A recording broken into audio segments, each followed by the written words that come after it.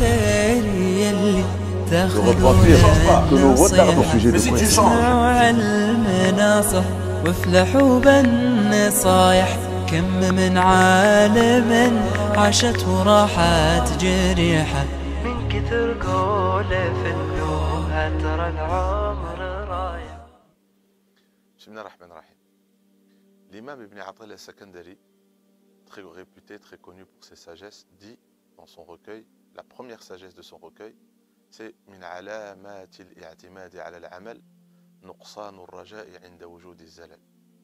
Il nous explique que parmi les signes que la personne repose beaucoup sur ses œuvres pour être sauvée le jour du jugement, c'est que lorsqu'elle fait une erreur, elle désespère.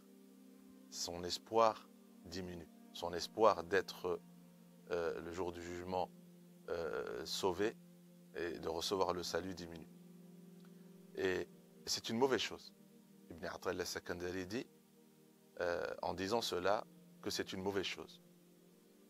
Parce que notre espoir d'être sauvé le jour du jugement ne doit pas reposer sur nos œuvres.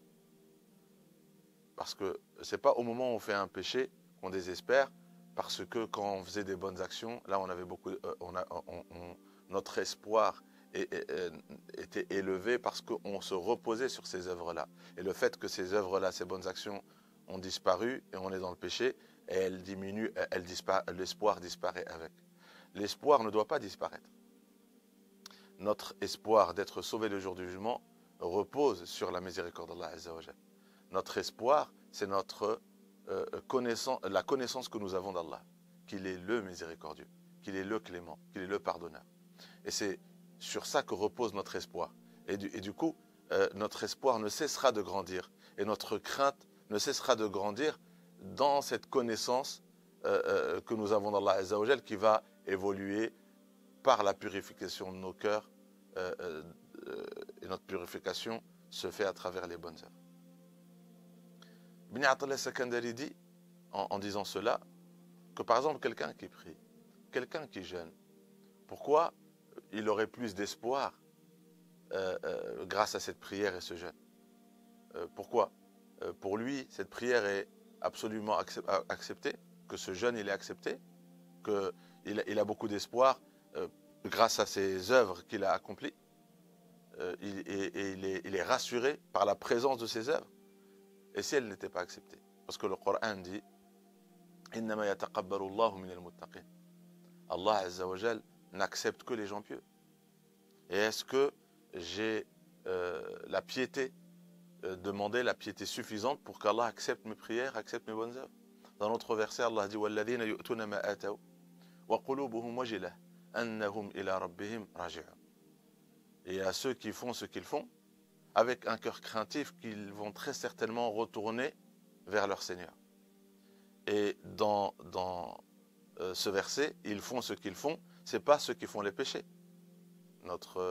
La mère des croyantes, Aïcha radiallahu anha, a demandé au prophète sallallahu alayhi wa sallam, est-ce que Allah parle de ceux qui font l'adultère, ceux qui font le péché? Il dit non, c'est celui qui jeûne, celui qui prie, celui qui donne l'aumône, et il a peur qu'Allah ne l'accepte pas.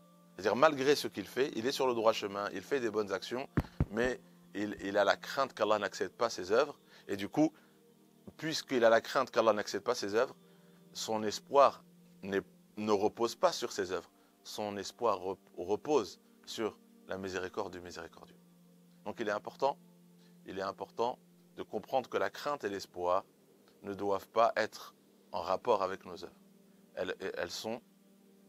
Ces attributs sont en rapport avec notre connaissance des attributs d'Allah Azza wa Jal. On craint que le jour du jugement, nos œuvres ne soient pas acceptées, parce qu'Allah Azza wa Jal, il est juste, il est le juste, et le jour du jugement, c'est un jour de justice. Et si Allah il est juste, ma prière ne mérite pas d'être acceptée, mon jeûne ne mérite. Il y a tellement de défauts, il n'y a pas assez de sincérité dans ma prière, il n'y a pas assez d'humilité, il n'y a pas assez de crainte, il n'y a pas assez de piété dans ce que je fais. Et donc, si Allah, le jour du jugement, est juste et doit peser mes œuvres avec justesse, je risque de ne pas être sauvé. Mais je place plutôt ma miséricorde, mon espoir sur sa miséricorde. C'est que j'ai essayé de faire au mieux pour recevoir sa miséricorde. Et qu'Allah, malgré les manquements dans mon adoration, malgré mes erreurs, malgré mes défauts, oh Allah, accepte-moi parmi les gens pieux.